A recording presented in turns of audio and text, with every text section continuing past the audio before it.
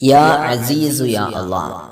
അള്ളാഹുവിൻ്റെ ഈ അമൂല്യമായ ഇസ്മിനെ ഒരാൾ ചൊല്ലിയാൽ വലിയ അത്ഭുതകരമായ, നിങ്ങളൊക്കെ കൊതിക്കുന്ന, ചില സമയത്തൊക്കെ നമുക്ക് വല്ലാത്ത ആഗ്രഹം തോന്നുന്ന ഒരു നേട്ടം ഞങ്ങളെ കാത്തിരിക്കുന്നുണ്ട്.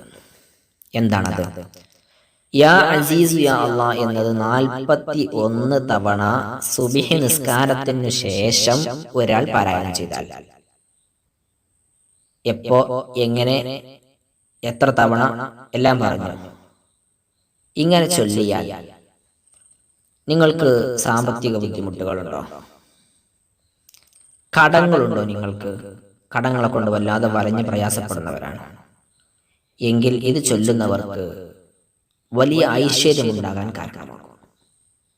സാമ്പത്തിക ബുദ്ധിമുട്ടുകൾ നീങ്ങാനും കടങ്ങൾ നീങ്ങാനും വിഷമങ്ങൾ തീരാനും ഒക്കെ ഇത് കാരണമാകും.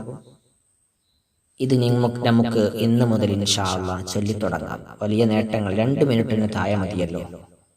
അള്ളാഹു നമ്മുടെ കടങ്ങളൊക്കെ വീട്ടാനും വലിയ സാമ്പത്തികമായ നേട്ടങ്ങൾ ഉണ്ടാക്കാനും അള്ളാഹു നമുക്ക് തൗഫീഖ് നൽകട്ടെ. വീണ്ടും കാണാം.